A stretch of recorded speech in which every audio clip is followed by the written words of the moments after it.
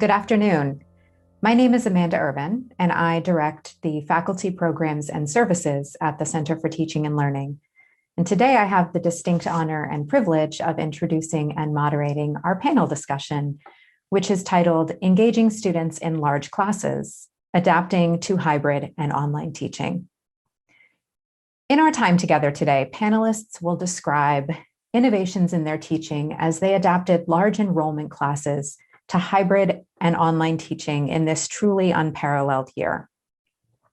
During these presentations, and of course after, you are welcome to submit questions using the Q&A feature in Zoom, which you'll find at the bottom of your Zoom screen. After the panelist presentations, we'll have a live Q&A session where we'll pose some of the questions you've asked to our panelists. I am sure it will be a rich and engaging conversation. So without further ado, let's get started. Our first panelist is Dr. Denise Cruz, Associate Professor of English and Comparative Literature. Dr. Cruz is a scholar of gender and sexuality in national and transnational cultures, with special interests in Philippines and Asian American literature. She is the recipient of the Lenfest Distinguished Faculty Award, the University of Toronto Faculty of Arts and Sciences Teaching Award, and most recently, an innovative course design Provost Teaching and Learning grant for the project titled Reimagining the Humanities Lecture in a Transnational Pandemic World. Let's watch Dr. Cruz's presentation video. Let me begin with a story. It was August 2020, and I, like maybe many of you, was worried, spending too much time scrolling. I landed on a video that would eventually be viewed 20 million times. The video was of second grade teacher Ashley Skelton, filmed by her colleague Hannah Roddy. Skelton is in a shark costume, singing and dancing her heart out to the song Baby Shark in order to demonstrate the principles of inequality in mathematics, with greater than and less than symbols. That video brought me to tears. Seeing her enthusiasm, her innovation, all of this was captured in 30 seconds of video that in its brevity also diminished the clear work and skill of this teacher. I couldn't forget it. I saw this video in the final days of preparing for my own course. In fall 2020, I taught my Asian American Literature course in a fully online format with an enrollment of 110 students. I came to this course with a long-standing interest in the humanities lecture as a form, inspired by my own experience as an undergrad who had declared a major in biology but fell in love with an English lecture class. I'm still convinced that the humanities lecture can foster a diverse community of scholars. I often ask my students, where else can you analyze the same piece of literature alongside over 100 colleagues in the same place and at the same time? My name is Denise Cruz, and I'm a professor of English and Comparative Literature. In this video, I'll present what I learned this year as I transformed my in-person humanities lecture into a synchronous and blended online format. I'm drawing here not only on research in blended and hybrid pedagogy by scholars such as Michelle Miller and Kathy Davidson, but also from conversations with colleagues such as Marissa Solomon and Erica Kitzmiller, and my work with the Center of Teaching and Learning, especially Amanda Irvin, Andrew Corpuz, Melissa Wright, and A.B. Siddell. In the next few minutes, I'll present 3 reflections related to my experiments in course design. While teaching in the pandemic world led to these reflections, ultimately I'm interested in what I might continue. Overall, I will suggest that blended course design allows for enhanced versions of not only scaffolding, accessibility, and engagement, but also playfulness, creativity, and care.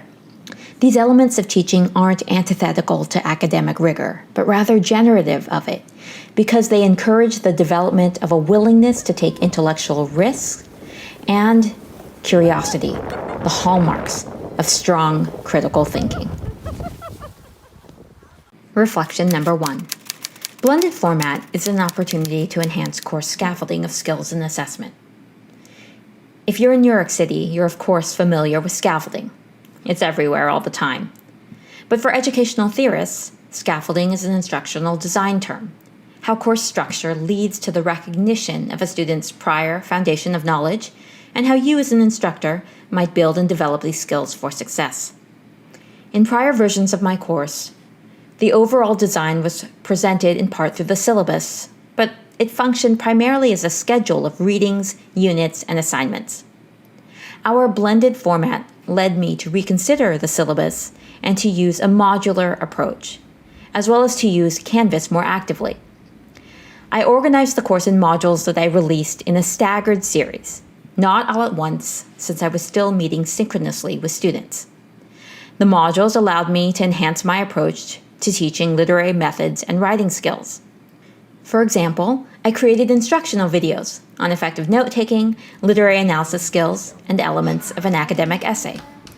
I recorded the readings in part to prevent screen fatigue, but also to encourage close and careful listening as itself a skill. The modular design allowed me to make learning objectives transparent and to integrate the lecture, the assessments, and the objectives, along with the readings, in one cohesive form. Reflection number 2.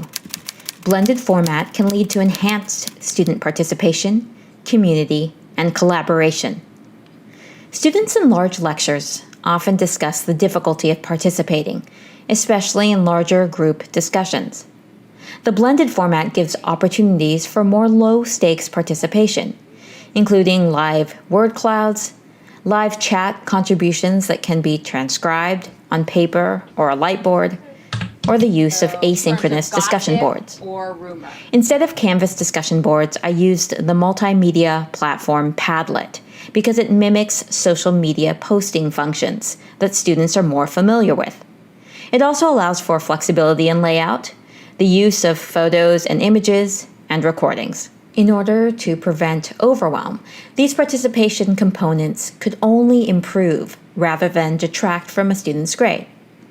I found, however, that on a regular basis, I had between 40 and 60 students participating per week, in part because they knew that I would incorporate their contributions in the lecture itself. If anything, our online environment reminded me of the importance of giving my students a reason to come to class, to create a community. I wanted to make not just one class, but the entire class as a whole feel like a community. I created a curated playlist themed to music, often supported by students' suggestions. I promoted unmediated conversation in the chat before class started, with low-stakes questions, like how do you feel right now on this CAT scale? Or which character would you want as part of your escape room team? I also put them into 5-person virtual success pods, so they had people to communicate with after class. Perhaps the biggest success of the course was that on the last day, my students didn't want to hit leave meeting. Reflection number 3. As an instructor, model creative and intellectual vulnerability and risk-taking in course assessments. This was a time when everyone felt raw and imperfect and stretched too thin, as illustrated by these photos of my kitchen. It was my experience that my recognition of these difficult conditions and the varied strategies we've used to do what we can in this world was also a reminder that learning is difficult and hard, especially now, but also all the time. I modeled the importance of playfulness and self-care as conducive to learning, like when I did a live mud mask while the students gave me feedback on an introduction I had written. Or the time I pretended that we all went to a theater in New York when I taught David Henry Hwang's M. Butterfly. Or the time that I revealed to them that I had spent 2 months learning chords so that I could sing them a song on the day that I went over the creative assignment. This emphasis on playfulness and creativity led to fantastic final projects, including a graphic novel interpretation, a video essay that applied critical theory to multiple texts, and an interactive virtual museum. I'll leave you then not with my images, but with those from my students, who in the end left me with so much inspiration because of the way they worked together to foster community, curiosity, and creativity, not to rebuild what we had before, but instead to imagine something new.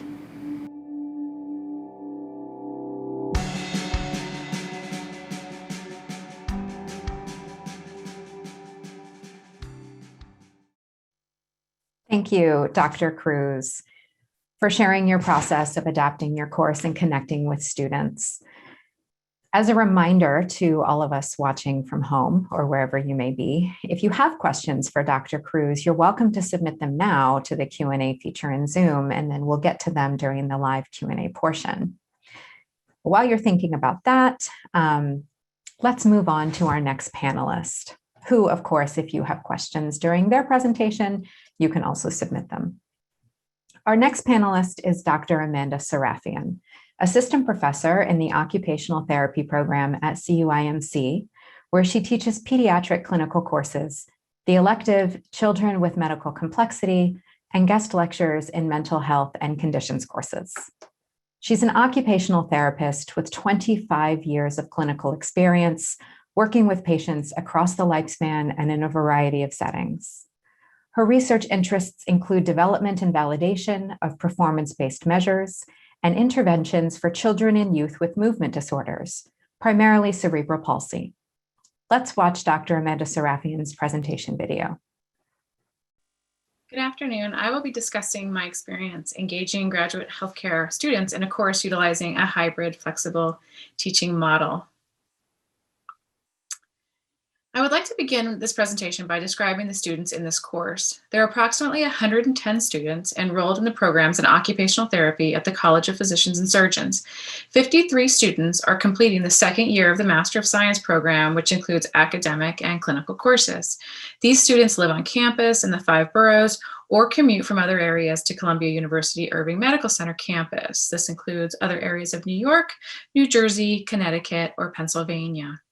Upon completion of academic requirements, the students complete 24 weeks of full-time supervised clinical internships and are required to pass a national certification exam to apply for licensure and practice as a licensed occupational therapist.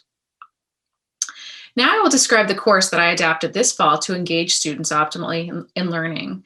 The course is Occupational Therapy with Children and Adolescents 2. This course is taught in the 4th semester of the program and includes lecture, learning activities, and assignments. Additionally, students are required to participate in related clinical experience, which was a telehealth format this past fall. This image shows you the classroom or lab where the occupational therapy courses are typically held in the Hammer Health Science building.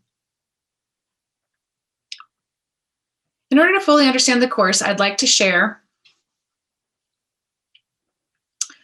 the overall objectives that guided the course design and the student experience this past fall. Our program adheres to accreditation standards, and therefore for this course, students are required to demonstrate knowledge related to human development, pediatric conditions, assessment and interventions to address performance and participation in daily life. Students, as developing clinicians, are required to demonstrate knowledge on exams, competency in administering assessments and interventions, documentation skills, and exhibit professional behaviors consistently. In order to develop and demonstrate skills, students participate in a variety of learning activities. Now I would like to explain the course design and my experience adapting the course design during the COVID-19 pandemic. Prior to March 2020, the course was scheduled 1 day a week for 3 hours in person. This course took place in the classroom lab, which was in the picture that I just showed you. In March 2020, we transitioned to a remote synchronous format via Zoom, which consisted of lecture, child or clinician visit, and small group activities or discussions via breakout rooms. The transition in the fall 2020 included transitioning to the hybrid flexible model. How did we make this model successful? I'm going to go ahead and explain that to you. So transitioning to the hybrid flexible teaching model, that included setting priorities and a lot of planning. First, our priorities included student and staff health and safety, student learning and course objectives, and the professional development of our students for clinical practice. Second, planning included education and collaboration with many departments and staff at Columbia University. This included program and departmental meetings and communication with students, attending university faculty forums regarding COVID-19, and training for return to campus for in-person learning. This was guided by the CDC and implementing the Columbia Compact. We had consultation with facilities several times regarding room design, signage, ventilation, and cleaning.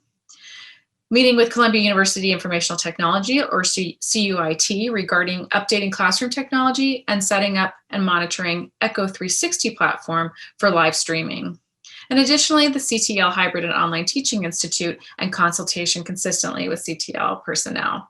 This cycle was repeated throughout the semester due to the uncertainty of COVID-19 and local and national events. So the final design of the course as it ran in the fall of 2020. This consisted of asynchronous lectures. There were 2 to 3 30-minute lectures each week, were pre-recorded via Zoom, uploaded into Panopto for editing and access for students. These lectures were viewed by students prior to attending the synchronous in-person class on campus. The synchronous class was in-person and live streamed. Live streaming provided students with the flexibility to attend course remotely or in person. Students who were quarantined or exhibiting symptoms were required to remain home and therefore could still attend class via the live stream feed. The live stream session was also recorded and posted on Canvas for all students to review if needed. Due to social distancing guidelines, 53 students were placed into 3 groups. There was a group of 18, another group of 18, and a group of 17. This allowed students to be seated 6 feet apart from each other, as well as the instructor, myself. Due to the limited seating allowed in the class, I taught the same course content 3 times. Each class was 90 minutes, with 30 minutes between each class for cleaning and setting up. This image shows the live stream recording via Echo 360. The camera is video recording me at the front of the classroom, while the second image shows the presentation on the screen. Additionally, you can see the chat box and additional features for the student attending the course from home. The in-person class allowed for hands-on activities, in-person discussions, and demonstrations by students and myself. I found the following to be helpful in successfully engaging the students in this hybrid course. Asynchronously, I found that the Panopto quizzes, which I embedded in the pre-recorded lectures, kept the students on task with the pre-recorded lectures. Additionally, that information could be downloaded or exported so that I could review their responses and connect that to the in-person discussions that we had. Additionally, I assigned a reflection survey following each course that week, and this allowed me to review the students' thoughts and feedbacks regarding the course. I learned about this technique from a poetry professor at the Center for Teaching and Learning Institute. Additionally, I can't say enough about the textbook resources. Utilizing the most recent edition of the textbook allowed me to use videos, multiple choice questions, and images embedded into my lectures that I wouldn't have had if I wasn't using the most recent edition of the textbook that was related to my course.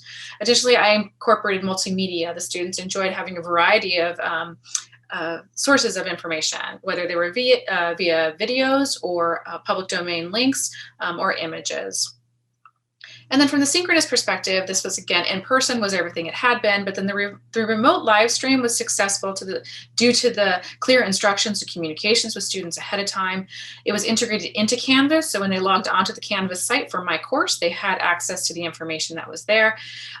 We needed to check audio with masks and with distancing, and my location as the instructor related to the microphone at the podium.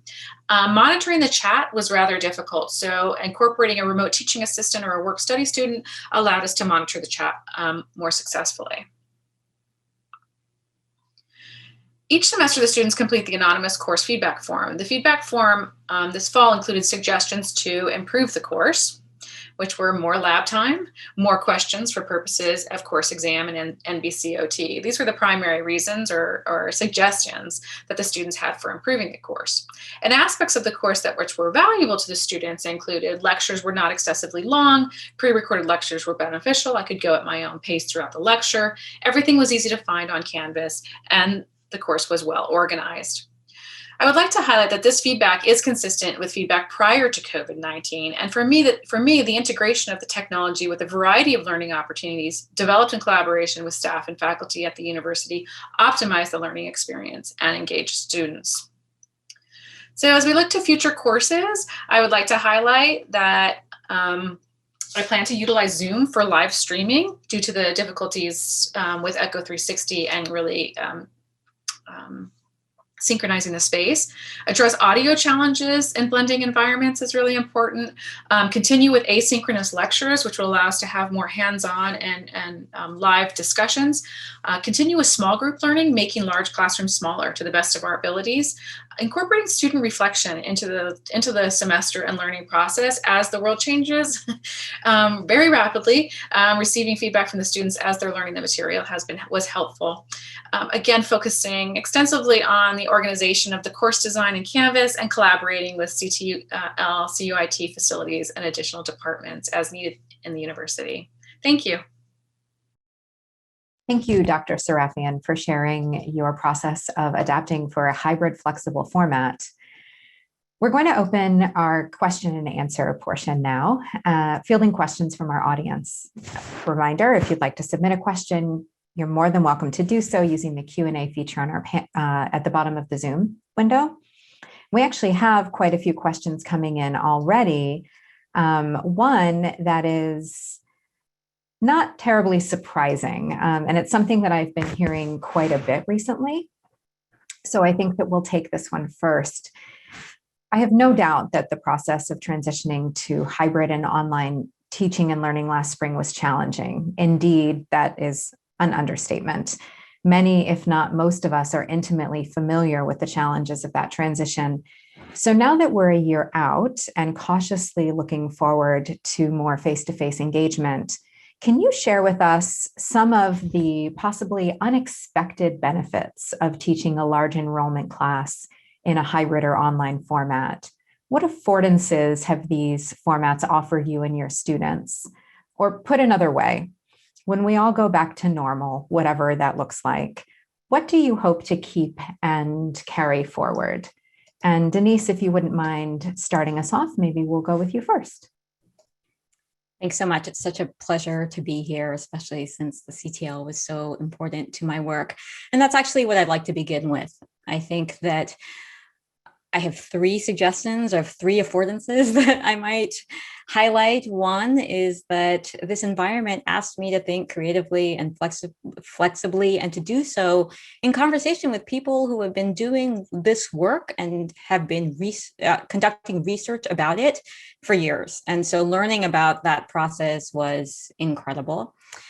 The second thing that surprised me was the level of multimedia engagement with the students and how much clear attention to multimedia formats enhanced deeper engagement with the material and more accessibility to the material. I found that audio recordings were an example of something that completely shocked me in terms of how much students were accessing the material, and because I have the data to address that. And finally, the last affordance would be real attention to how to craft community in different ways in a large lecture. So before, I really relied on the idea that just by virtue of the crowd itself, that was a community. And now I think I'll be more thoughtful about it, especially to students who are shyer or introverted or not so comfortable in a crowd. So creating an element like the success pods is absolutely something that I will be taking forward from now on. Hey, thank you so much for inviting me to be a part of this discussion. It's an honor to be here. And I want to recognize CTL and the support that CTL has provided throughout this process over the last year. So moving forward, the first thing that I would really continue to work on and develop are my asynchronous lectures. My course, as I stated, was fully in person and only recorded for the purposes if a student needed it recorded. But the response from the students was that the asynchronous lecture was really beneficial in preparing for the course. And it also allowed for a richer discussion and collaboration within the classroom. And I actually also would like to break up the large class into smaller classes to continue, again, building that community, as other instructors have stated. It allows for a more intimate discussion about the topics. So moving forward, again, I would continue with the asynchronous lectures and creating smaller groups or smaller environments with the larger classroom. I want to continue to keep up on current technology. Being prepared with the technologies for this was very beneficial. So I'm making an effort to really stay on top of what's going on with technology, as well as continue with the collaborations throughout the university, because there are many opportunities and many resources. So I want to continue to do that as well. Yeah, thank you both so much. You both mentioned multimedia videos or recording asynchronous lectures. And I know that you both, in each of your courses, recorded lecture videos for students. So we have a question about pre-recording lectures, and it deals primarily with the economy of time, that they've tried it. It's time consuming. Recording a 10-minute video took upwards of an hour. And so what tips you might have, advice on economizing in that regard for folks who might be new to this type of endeavor? Amanda, if you wanted to kick us off. Sure. Yes, I would agree. They are very time consuming, and the kind of the Zoom fatigue or the screen fatigue can be a lot for us. What I learned to do was just really manage my time, with it being a 3-hour course, so that my in-person again was 90 minutes and my lectures did not exceed 90 minutes and often would be less than that. I'd have 2 30-minute lectures, or one 45-minute, one 30-minute lecture, which would allow for 15 minutes for application. I really paid attention to the time allotment of my class, and the students seemed to like that. And over time, actually it became natural. As a clinician, we see patients or clients for at half an hour sessions, or so we have kind of this cycle in our daily life that allows us to work in this time frame. And so over time, it did become easier, and actually just getting familiar with Panopto and Zoom and utilizing those platforms allowed for that. And that's just what I found, was really creating smaller lectures or shorter lectures allowed for less time. But I would agree with you. There is a lot of time, and finding ways to manage that or working with that is something we need to figure out. I'm so pleased that I'm here with Amanda, whose work in instructional videos actually inspired mine. So I knew about Amanda's work before beginning this term. And I would say you're right. The issue is sustaining, and that I would think about how you're going to make it sustainable. The video that you just saw took me a lot of time because it was highly edited. It involved multiple clips. It involved soundtracks. That's not what I would do for an everyday course. And so one thing you might think about is how to break down your course into components, and which components do you want to have instructional videos for. The other thing I'll say is that you recognize, or that I think it's helpful to recognize, that our student population, or for our student population, perfection in video actually isn't always a goal. So the most popular videos on Instagram Live or on TikTok are very raw, or on YouTube, they're very raw. So if you watch some of those, students appreciate the rawness of the video. I did all of my filming on my iPhone. And I would say the last thing, especially if you're interested in experimenting with this, is to consider maybe using audio. So sometimes when we see ourselves on the camera, it makes us very nervous. All of my instructional videos, I'm never on camera. It's only my voice, because that was what I was more comfortable with. And what I found was that I could do a single take recording of audio in ways that were really easy for me. So those are my recommendations for making it sustainable. But you also saw the state of my kitchen, so it took a lot. Thank you both for sharing those experiences. I think prioritizing and connecting is so crucial, and one of the certainly stated goals for a lot of these types of videos for different instructors. So I appreciate you highlighting those ideas. I'm going to take some questions now that are identified for individual panelists. So I have a question for Amanda, and then a question for Denise. We have a question for Amanda that came in about teaching the hands-on demonstrations in your clinical courses. How did you do that? Just full stop. How did you manage that? With a lot of preparation. Again, the time component, it took a lot of us a lot of time over the last year. So because I was teaching in the fall, which is different, I think now with hybrid now as we're moving forward with the vaccinations, in my course, we remained 6 feet apart. I remained 6 feet from all students. They remained 6 feet from me. For another course in the program, they were paired for labs. So they did have the option to choose to be close or work closely in pairs to students who they were in close contact out of the class. So the priority in the class was to maintain the Columbia Compact and maintain social distancing and adhere to all of that so that we didn't have to cancel class, and that obviously so students didn't get exposed or anybody got sick. So that was the first priority. So I had to actually prepare the materials and the objects so that each student could have their own material. So it was a lot of planning is really the quick answer to this, and then having a lot of different materials. I did have to allow for a half an hour between classes to have to sanitize and clean all items and then set up other items or use disposable items if possible. So what was nice was that we set up the classroom. Again, this is making a large class smaller, allowed for the students to actually do more in person. So we kind of had a stage more or less in the center of the classroom that if they were going to demonstrate a skill that they would do with a child or with a patient, they would move to the center of the classroom and demonstrate for everyone. And again, maintaining the distance, or if they had to travel through the classroom, it couldn't be greater than 10 minutes, right? So we set up the classroom space so everybody could move within it while maintaining the distance and then demonstrate. I'll tell you though, the tricky part is, and this is in moving forward again for the live streaming or the true flexible teaching model, is that you have to everybody has to position themselves within the vision of the camera as well as the microphone. So the students, and that's something that the current faculty are working on this semester and are doing nicely with, is how you get sound and video working while you're teaching so that the students at home can learn what the students are demonstrating. And then also having the shared Zoom world, sharing what they're doing. So it's complicated. It's a lot of planning though, but once you get that planning set up,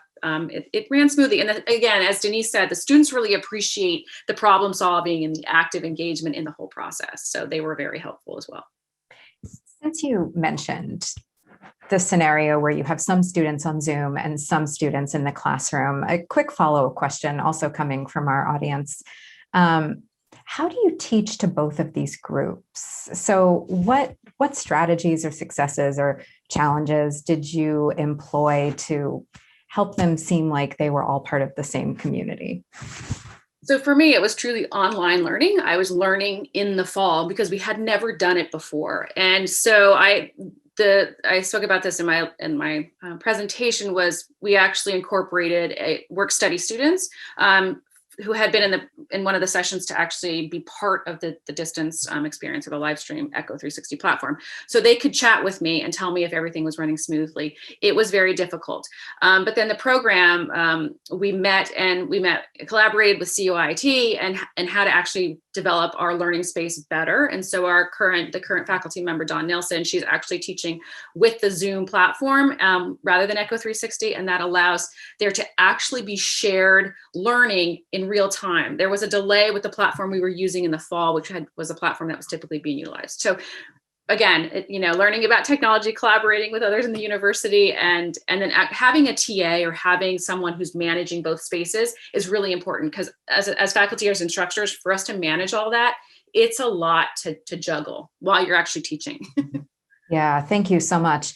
We have quite a few questions about educational technology, which we'll get to in a second, but to continue this conversation that seems to be talking a lot about creating community between these two, in a slightly different vein, Denise, we have a question from our audience about success pods.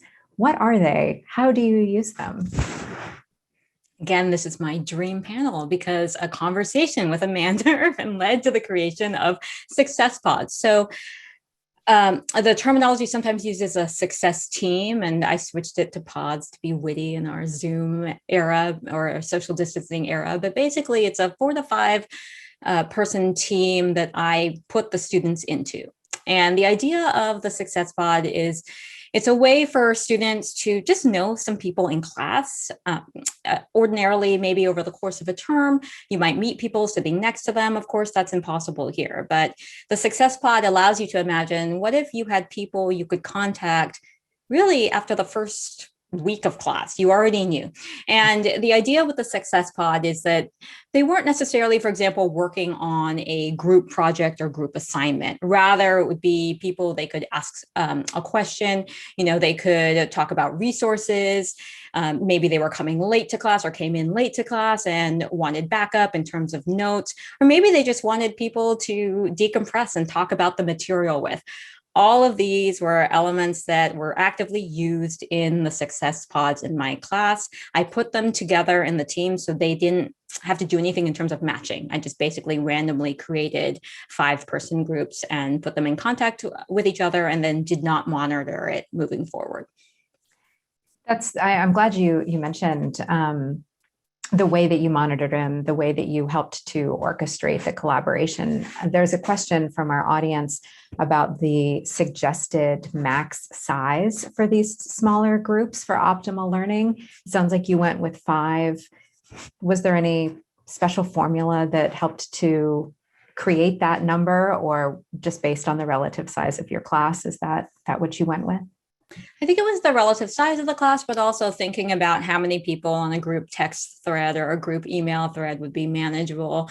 And I remember, Amanda, when we were talking about it, one of the things we thought about was that 3 seemed too small, 6 seemed too big. So just thinking about what a group dynamic or a group of friends would be like in terms of working with them. But that was because it was for a very particular use. So it wasn't, for example, a discussion section or something like that. It was only for off camera participation or collaboration. Yeah. Thank you. I always like 5 because there's a tiebreaker if a decision needs to be made. So as promised, I think we can turn our attention to some of the questions that are coming in about the use of educational technology. I would say, I think it's a fair statement to say that in the last year, we've all learned a lot about new and exciting educational technology tools. And I am curious if each of you could share what might have been your 1 or 2 favorite new discoveries. I know, Denise, you mentioned Padlet in your presentation. Some of our panelists yesterday talked about Slack or different discussion opportunities. So if you each have a tool, and then I might tease out some of the different tools that are coming up in the questions that folks are asking. And Amanda, would you like to start us off? I didn't really use any new tools. I just learned more about the tools that we were actually using or should have been using. And so I would say Panopto. I didn't optimally use Panopto prior to COVID. I recorded lectures on Zoom, where I had utilized Zoom before, but I didn't optimally understand how to use Panopto. And after meeting with CTL regarding Panopto, and then again attending some seminars, I learned more about some options. So again, uploading the Zoom recording to Panopto, and then having the options to embed a quiz, which would stop the students. So, you make your recording and it allows you to start your lecture, and then you can embed as many quizzes as you want, and the students can't progress through the lecture until they answer the quiz. I mean, they could answer by just saying hi. I mean, they could even just type any letters they want and continue to move on, but it does record it, and then you can export it and see what the students are doing. It's a lot with a lot of students, but if you do want to look at the information that's there, it also just encourages the students to stop and reflect. So utilizing Panopto for me was probably the tool I learned the most about and was able to utilize. I wanted to try new technology, but there was enough going on. So yeah, thank you. Seconding Panopto for all of the reasons that Amanda discussed, but I will talk a little bit about Padlet and my decision to use that. I had the benefit of working with my son in terms of he was in 4th grade last year. And so just watching his teachers transition, and Padlet was one of the formats that they use. And I want to underscore that Michelle Miller talks about this, but we can't assume that just because our students were born in a certain year that they magically know how to they magically understand all kinds of digital technology. So for me, the combination of Padlet and Canvas as our learning management system was really helpful because I could embed Padlet directly into Canvas, and they didn't have to create a login. They didn't even have to learn anything really, because it just looked like their regular social media functions. It was also really familiar to or easy to learn for people who aren't on social media, for people who just want to type in a text box, for people who just want to take a photo or create a snapshot of handwritten notes. And so it was that functionality that I really liked. I say in conversation with Canvas, because one of the things that was really helpful in working with Andrew, my learning designer, was understanding how to manipulate Canvas, how to get rid of all of the extra tools that I wasn't using in Canvas. So it was a really clean interface for students, because then it minimizes executive function or processing that it might be exhausting to a student, because remember too, not all of our students are familiar with Canvas, especially depending on where they're coming from. Thank you. Thank you both so much. It's clear from both responses that, of course, the student learning goal was at the forefront of the decisions you were making about which educational technologies to employ. And it seems like integrating into known systems that students were already at least a little familiar with, things that were supported by the community, that those were priorities. And there's a question from someone at home who's asking about the LMS in particular, about ways that we might have leveraged or employed tools that had always been available to us, but now we're using them in different ways to enhance the experience. And I know that, Denise, you talked about really optimizing your courseworks page, and Amanda, you talked about using Panopto because it already existed. Were there other things in the sort of existing experience that you had used or employed? And the question really is asking, how did it enhance student experience? So I'm really curious how students responded to this use of technology, if there was any particular call out for that use. And Denise, you're smiling, so I'm going to call on you first. I'm smiling because some of the students said they liked it maybe better than in person, which makes me a little bit nervous. But I think in terms of enhancing student engagement and using the LMS, one of the things that Andrew and I talked about, or I talked about this with Andrew and Melissa, who did assessments with me in CTL a lot. We talked about it a lot, was the containment of everything in modules and modular course design. And Canvas allows you to do that very easily.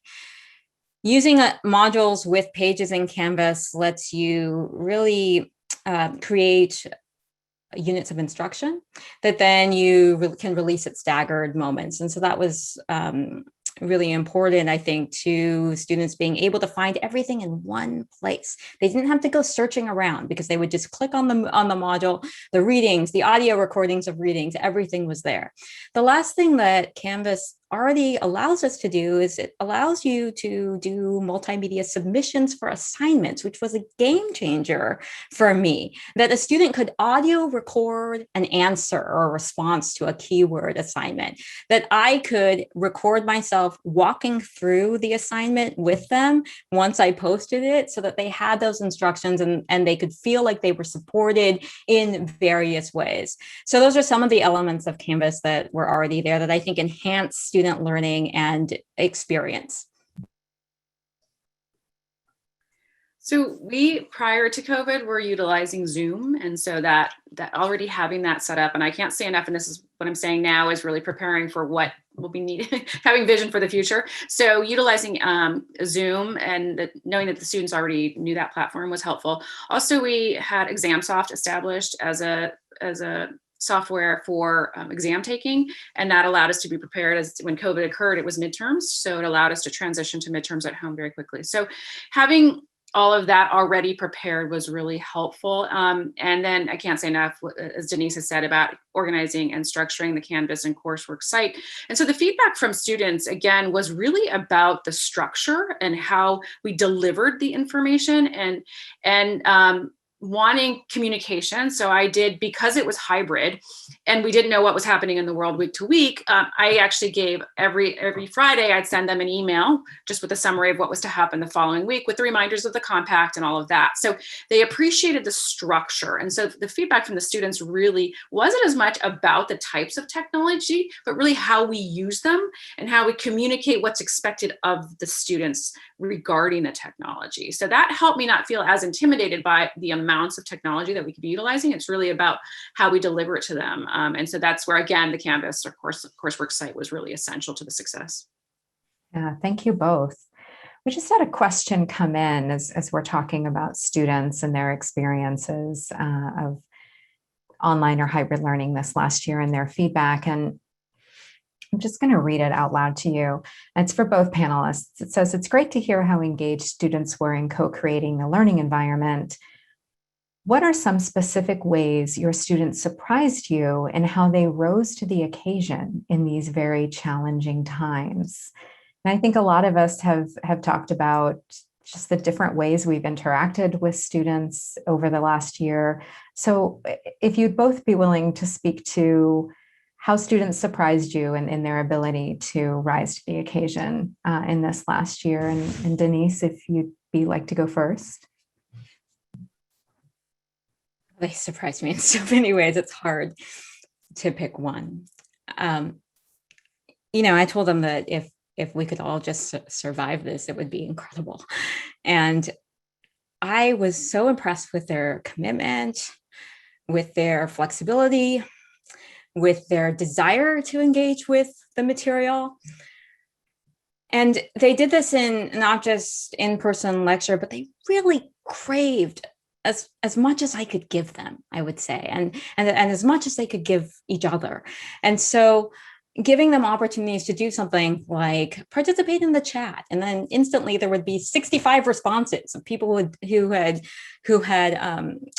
worked with the reading and wanted to say something, or giving them the opportunity to do something a little bit different with their assignments. That was wonderful to see the level of how they could take their critical thinking and do something that I had never anticipated and go so above and beyond my thoughts of what they would do was always astounding to me. And I hope some of them are here so they can hear me say this, but it was really incredible too. And I have to say, the last thing I'll say about this was that my work with graduate student TAs is really important too. And so their commitment and their ingenuity was also really important to the class. And some of their, what they did in the office hours, the one-to-one collaborations they did with students was really incredible.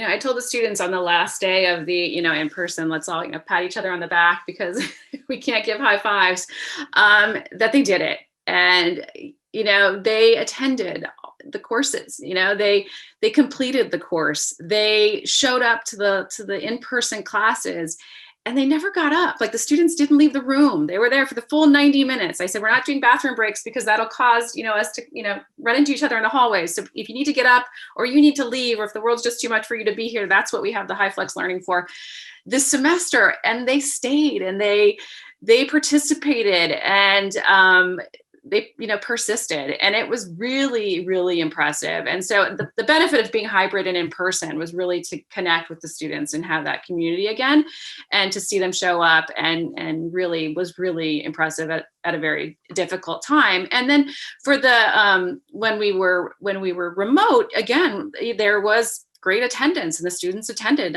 Lectures were pre-recorded, and again, there was a lot of flexibility in the fall because we didn't know who was sick or who was exposed or, so during all of it, they showed up, and I was very proud of that.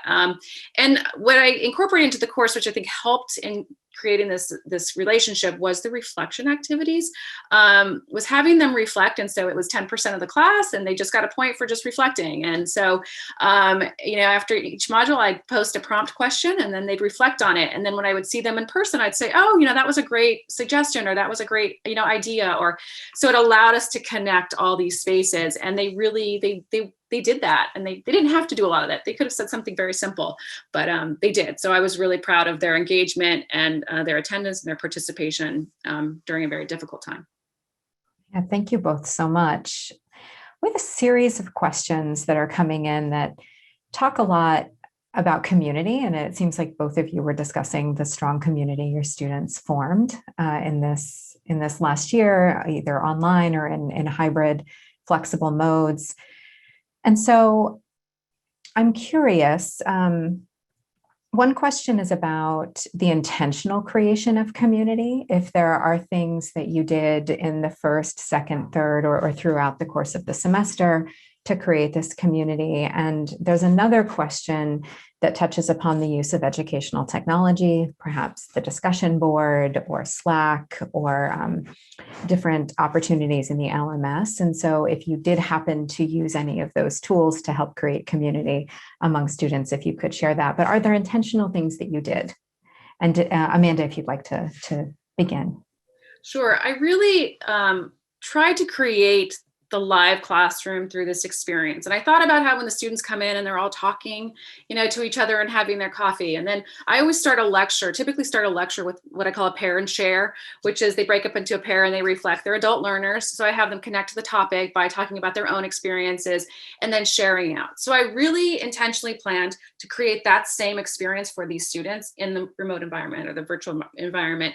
So putting them in breakout rooms in pairs actually, and trying to create that same experience and having a prompt in whether it was remote or even in the live session, so that we created that same space. So my intention was to create the same environment as much as I could, as it was in person. And Amanda, I'm sorry, the second part of your question. Just if there were particular tools. I mean, you've mentioned strategies, certainly. Yeah. Isn't it? Yeah. It's funny that I forget what you asked, because actually I didn't use Slack or discussion boards. I wanted to, but for me, I just didn't know how to do that. And that was something I wasn't ready to do in the fall, but it is something that our program and our department we're talking with and meeting with CTL to figure out how we can actually have a better reciprocal communication and that community in this platform, because that is difficult. So I did not do that in the fall. So, thank you.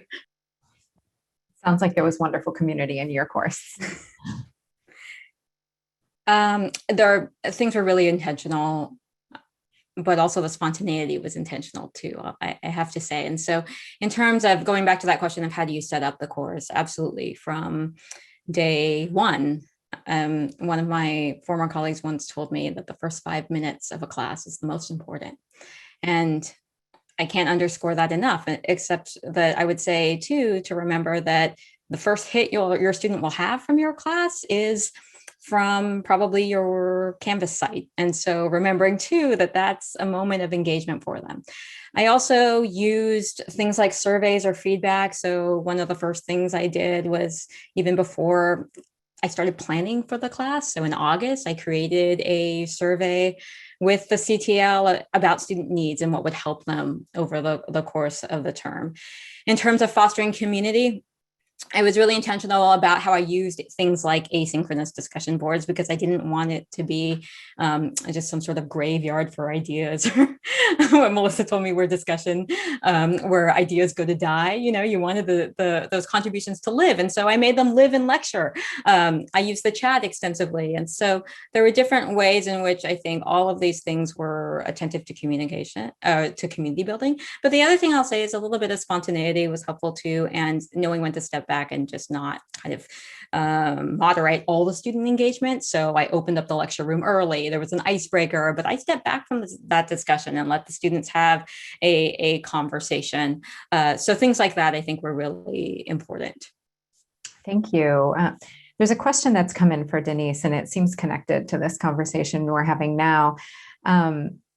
And it says, I'm inspired by your commitment to playfulness and vulnerability in virtual classes, and also impressed by the variety of fun ideas you worked in. If one was working on updating an old lecture for the virtual format, what's your process for making it fun? So first, I think about what can I do that I can't do in any other format. And so that's why so much of it were things from my house, for things that giving them a glimpse into me. I wouldn't do a live mud mask in Hamilton Hall, because then I would have mud mask all over me. And so thinking about things like that, but also once you get to that question, then thinking, how is this helpful to learning? So the live mud mask was about practicing self-care when you're working with feedback. The kind of charades or live cooking demonstration was related to generating recall of synthesis of keywords.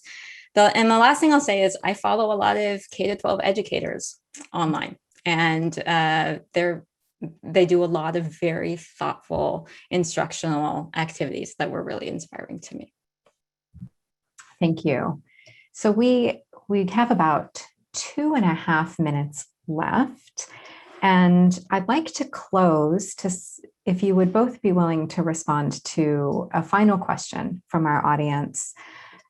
Someone has written in to say, your work is excellent.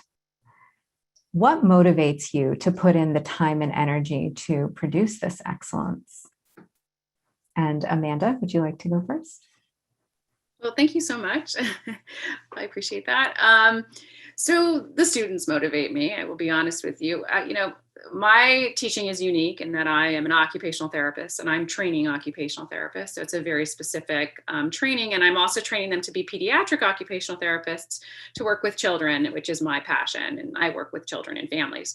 So I'm motivated for my students to learn the material that empowers them to be clinicians that change lives of children and families with children with disabilities. So that's really what motivates my teaching. And I love my career and I'm excited for these students to be clinicians. And so similar to Denise, I'm lucky I get to be playful and creative as well because it's about kids. So, but really it's the students and it's the profession and healthcare. So that's what motivates me. I'll just echo, my students have been incredible and they always are. And they're so good at teaching me again and again how we can imagine a community in a world that's hard, not just this year, but all the time. And that community can be ethical and attentive to context and history. And it could be a community of critical thinkers who are interested in what other people have to say. Again and again, my students have shown me and given me so much hope for their commitment to these practices. And that's really what drives what I do in the classroom. Thank you both so much. We are unfortunately out of time. We answered as many of the really excellent questions submitted by our audience as we could. But we must now close. And in closing today, I would like to again thank our panelists for their generosity and collegiality in sharing successes and challenges for when it comes to adapting large classes to be fully online or hybrid offerings. Thank you too to the Office of the Provost for supporting world-class faculty and teaching at Columbia in so many ways, including our conversation today. I do hope that you will all join us for tomorrow's session, which features a panel discussion titled Engaging Students in Lab or Simulation Classes, Adapting to Hybrid and Online Teaching. I'd also like to encourage you to take a look at the Celebration of Teaching and Learning Voices in Online and Hybrid Learning Gallery on the CTL website. The gallery features dozens of reflections on teaching and learning during a global pandemic from Columbia faculty, postdocs, staff, and graduate and undergraduate students. Finally, if you'd like to learn more about the Office of the Provost's funded opportunities for teaching innovation, you can find information on the CTL website, as well as on the website of the Office of the Vice Provost for Teaching, Learning, and Innovation. Thank you all so much for joining us today. Be well and have a wonderful afternoon.